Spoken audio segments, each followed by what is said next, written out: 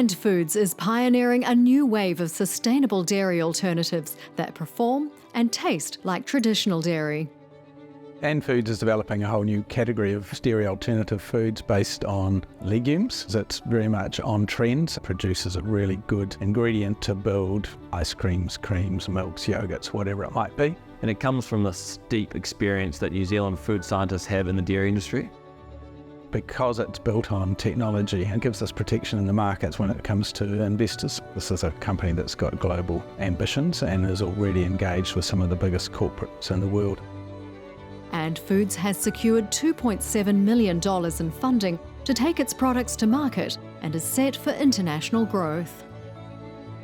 We've been able to bring people in to try these products, get market, consumer, chef feedback really quickly. Chefs are special people, but particularly fussy, so they really set themselves this challenge of how do we make dairy equivalent, or if not better, with plant-based material. We've also ensured that the technical team are very much engaged and incentivised to also stay with the business. So I think structurally it's been well positioned for success.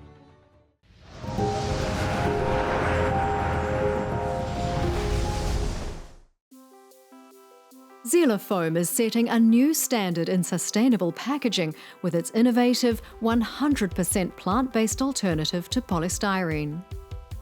For companies that want to try more sustainable options, we're developing plant-based packaging and also beanbag fill as an alternative to polystyrene packaging. So it's very, very good at insulation, it's very, very lightweight, and it's great at impact resistance.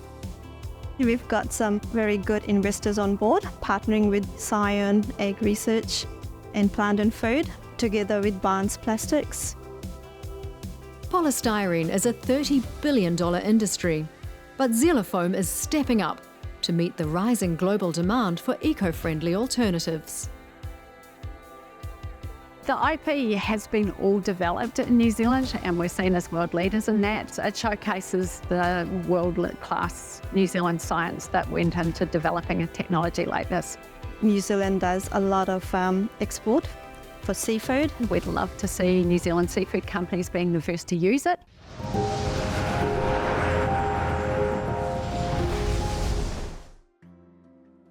Kitea Health is transforming patient care with a world-first implantable device that monitors fluid pressure in the brain. We've got a platform technology, the world's first implantable brain pressure sensor, wireless power, wireless communication. It's all about helping people that have long-term health conditions, in particular people that have increased fluid in the brain, and we provide an early warning system.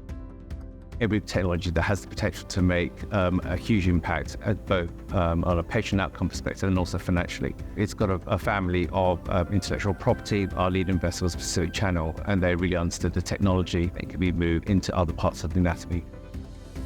In just 2 years, Kitea has moved from research to human trials, launching a startup poised for global impact. So we've climbed an Everest in terms of implantable medical devices, and now there's patients in Auckland that are being treated.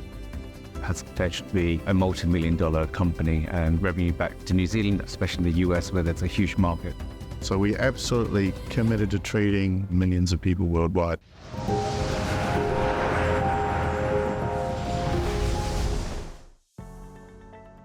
Cleantech startup Cetogenix is harnessing organic waste to create valuable renewable carbon resources. We've established a new technology that allows us to deconstruct waste materials and create high-value products from them. It completely disrupts the way waste is looked at. We look at it as a resource to replace fossil fuels. We're looking at farming systems, digestates from wastewater treatment plants, and really transforming it into something useful. These sewage wastes, these agri-wastes, basically are a significant greenhouse gas producer, and we're turning them into a positive for climate change. They're being driven by the consumer who's looking for social license and looking for low carbon products. Cetogenix has now grown to a team of 12, set up a pilot plant in Rotorua, and confirmed trials with end users in New Zealand and the UK. The collaboration between Cetogenix and Scion is making this thing really be accelerated to get the problem solved, and then the research pivoted into the right things at the right time.